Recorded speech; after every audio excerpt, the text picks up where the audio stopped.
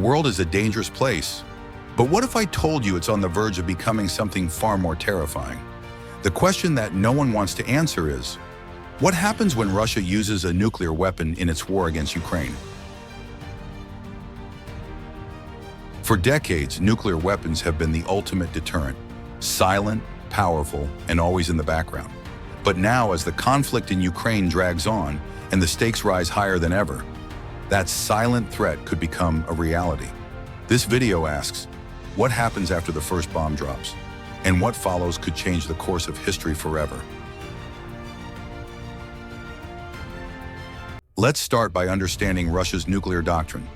Under current guidelines, Russia reserves the right to use nuclear weapons if its leadership perceives an existential threat to its sovereignty or territorial integrity.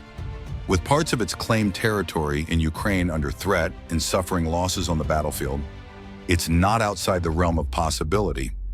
One scenario that military experts have discussed involves the use of a tactical nuclear weapon.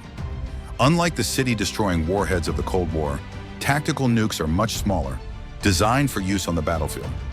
Imagine a scenario where Russian forces, unable to stop a Ukrainian advance, decide to launch a low-yield nuclear missile. Perhaps a 3-kiloton warhead, about 1/5 the size of the bomb dropped on Hiroshima, is detonated over a Ukrainian battalion. The immediate result? Utter devastation within a limited radius. The Ukrainian forces within that blast zone would be wiped out. But the effects wouldn't just be felt on the battlefield.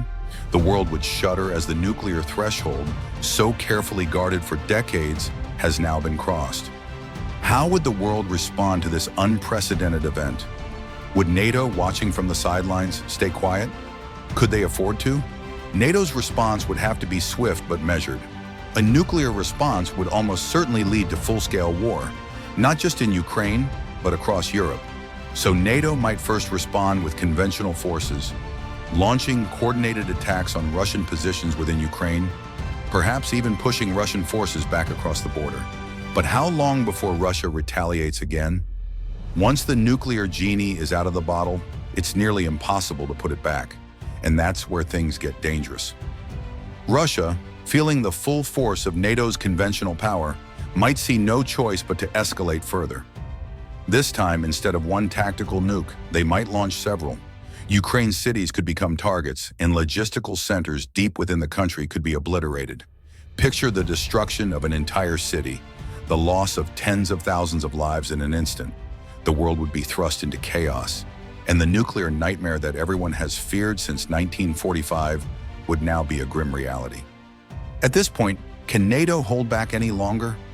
Would they continue to use only conventional forces, or would they begin to deploy their own nuclear arsenal?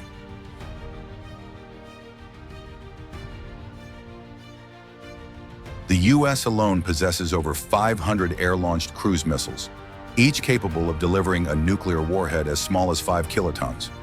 These missiles could be launched from bombers like the B-2 or fighter jets such as the F-16 and F-35.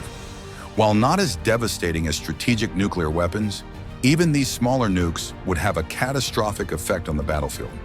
With hundreds of these missiles in NATO's arsenal, the potential for tit-for-tat nuclear exchanges becomes very real.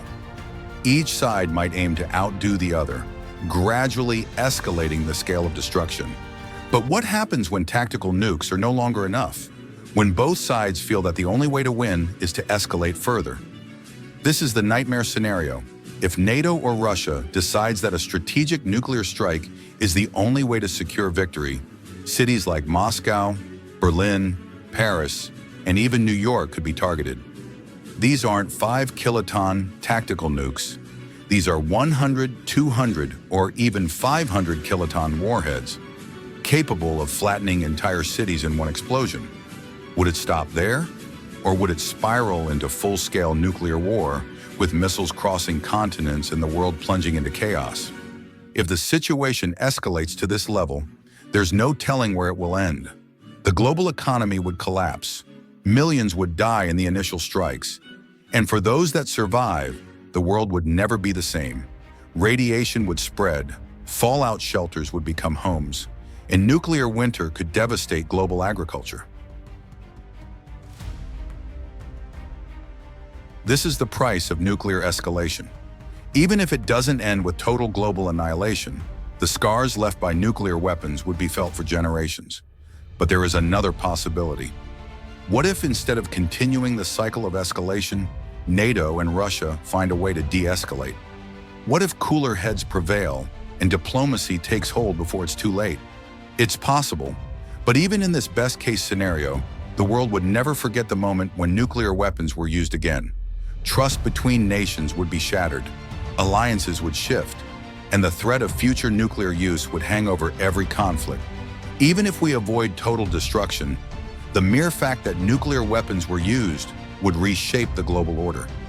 Nations would rearm, preparing for the next conflict where nuclear weapons could once again be on the table. And what about the other nuclear powers? Would China, seeing Russia's use of nuclear weapons, remain silent? Or would they take this opportunity to assert their own dominance in the Pacific? The balance of power across Asia could shift dramatically.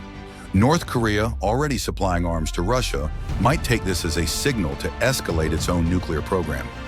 India and Pakistan, with their long-standing tensions, could find themselves on the brink of conflict, emboldened by the normalization of nuclear weapons use. One thing is clear: once nuclear weapons are used, the world will never be the same. And the terrifying part is, we might not have to wait long to find out. The question isn't if nuclear war is possible, it's what happens when it begins.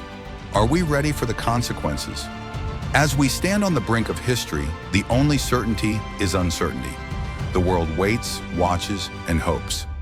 If you want to stay updated on the latest developments in Ukraine's fight for freedom, be sure to like, subscribe, and share this video. Your support helps spread the truth and keeps the world informed. Until next time, stay informed and stay engaged.